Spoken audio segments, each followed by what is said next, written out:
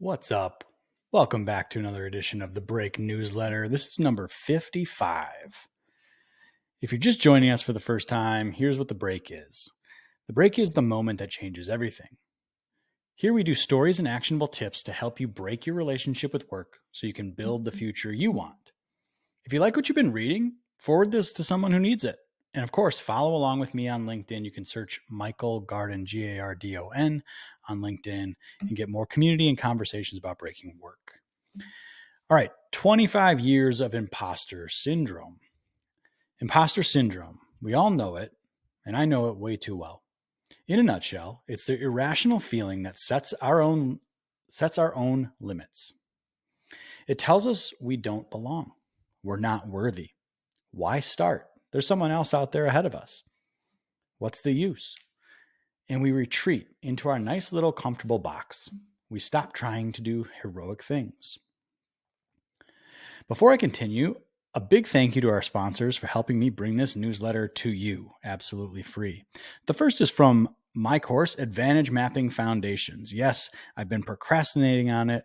I felt imposter syndrome around building this course, but it's dropping at the end of the month, finally. You can sign up for the wait list here and enter to win one of 4 signed copies of The Discipline is Destiny by Ryan Holiday, one of my favorite books from one of my favorite authors. And advantage mapping is all about a systematic way of figuring out your highest alignment, your purpose, and how to re-engineer work around that so you do more of it and bring your best self to the world. Next, if you're looking for a new job or looking to hire in 2023, start with ZipRecruiter today to find the best new opportunities and candidates out there. I'm proud to partner with this award-winning company to bring you this newsletter absolutely free. And finally, discover Motion, a game-changer in productivity. With automation and AI, Motion boosts productivity by a whopping 137%. It intelligently plans your day, schedules your meetings, and creates the perfect to-do list, helping you reclaim your time and supercharge your efficiency. I must say, my team and I have been using this over the last couple of months, and it's the real deal. It's got everything that I want and need out of a productivity management system. Okay, back to the newsletter. So the battle with imposter syndrome.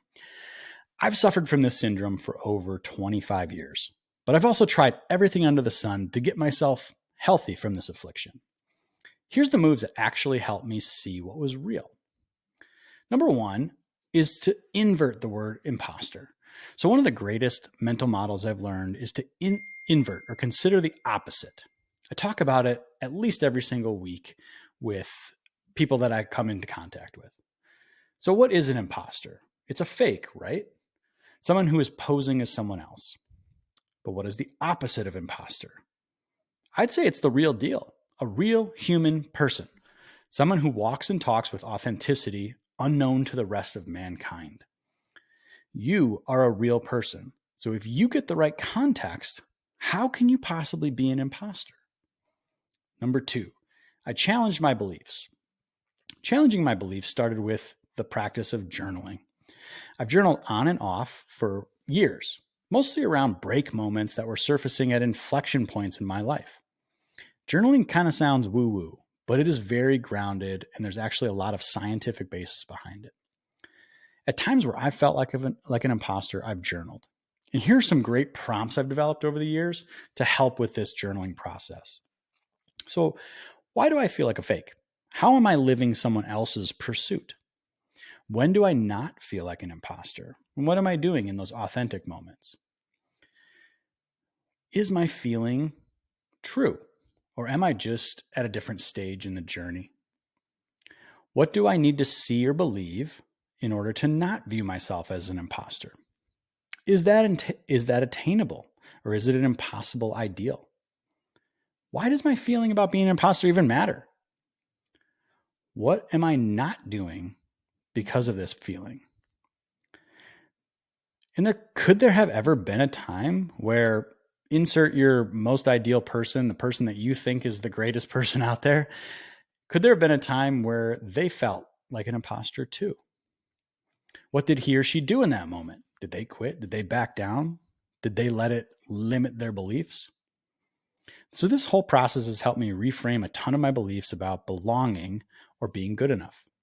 I hope these prompts help you cut the time down to killing off imposter syndrome. Number 3 is taking on physical challenges. So move your body before your mind. I learned this from a good friend and coach mentor of mine. Moving your body energizes your mind and starts to build your belief flywheel. So you could walk, you could run, you could lift weights, you could do triathlons, Ironmans, ultra marathons, whatever it is. At various times in my life, I couldn't bring myself to do any of these things. Each time, I started building back with the lowest and easiest thing I could do. Just walk. And my belief flywheel would start turning. And I could keep it going all the way through marathons to Ironman or to now where I am today, waking up at 4:30 and getting 2 workouts in per day. It's not about the big physical challenge you can do. It's about getting yourself to do hard things. What does it have to do with imposter syndrome? It's all about building confidence. Confidence that you can get yourself to build an engine of inertia. You are a person who can get yourself to do harder and harder things. 90% of people can't do this. So you're already ahead. Number 4 is I created a wins journal. So I've always sucked at recognizing the process.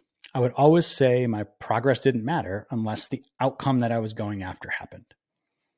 I read Ben Hardy's book, The Gap and the Gain, and it kind of blew my worldview. It was one of my break moments. I was living in the gap. The gap is between where I am and what my ideal is. And when you live here, you always feel like an imposter because it's never good enough. To feel good about your progress and to fuel your confidence, what I call your belief flywheel, you need to live in the gain, where you measure progress looking backwards and give yourself credit for the tiny wins that add up. So I created a wins journal and I revisit it every month or so as a reminder of how far I've come. I'm building a physical wins journal into my coaching practice as well, and I can't wait to share it. Number 5, I mapped my advantages. So in 2018, I went deep to figure out my own path. I started from where I was, and I mapped out everything I was good at. I interviewed people who knew me. I asked colleagues, bosses, and friends. I took personality tests and deeply thought about what I actually enjoy doing, what gives me energy, what fuels my curiosity. I laid it all out in a map, which built my confidence that I could really do something in life that mattered. I could make an impact and I could find success. That map led me to number 6, finding my soul's purpose. Through my advantage mapping process, I found what podcaster Danny Miranda, who I'm actually interviewing tomorrow, calls his soul's purpose. Now, that might sound a little crazy, but if you map yourself to your soul's purpose, I believe success becomes inevitable. You can get through any obstacle, climb any mountain, get over any hurdle because it's you and you're not living in someone else's dream. You're building your own. You click into another gear that is indescribable and it changes how you define success itself. Your soul's purpose is unique and real, so it's impossible to be an imposter at that. Number 7, possibly a culmination of all of these things, is that I learned that imposter syndrome isn't a real thing. If you do the work to find your soul's purpose, you can't be an imposter. But if you're still on that journey, here's something that will completely shatter your imposter syndrome concept.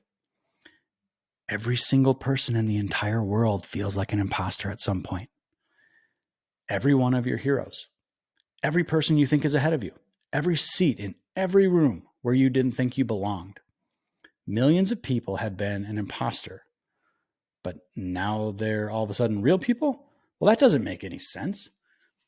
Everyone has felt like an imposter, which means just like supply and demand, when everyone has something, its value is 0. All you have to do is let go by trying some of the things above. And finally, number 8 that got me out of imposter syndrome, I had kids.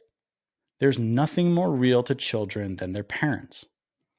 They look at you and you are the most real, important, most steady, most invincible thing to them on the entire planet. So if you're feeling like an imposter, maybe it's time you go have a kid or another one. Here's to breaking your old habits and becoming the best version of yourself. And I hope to see you again next week.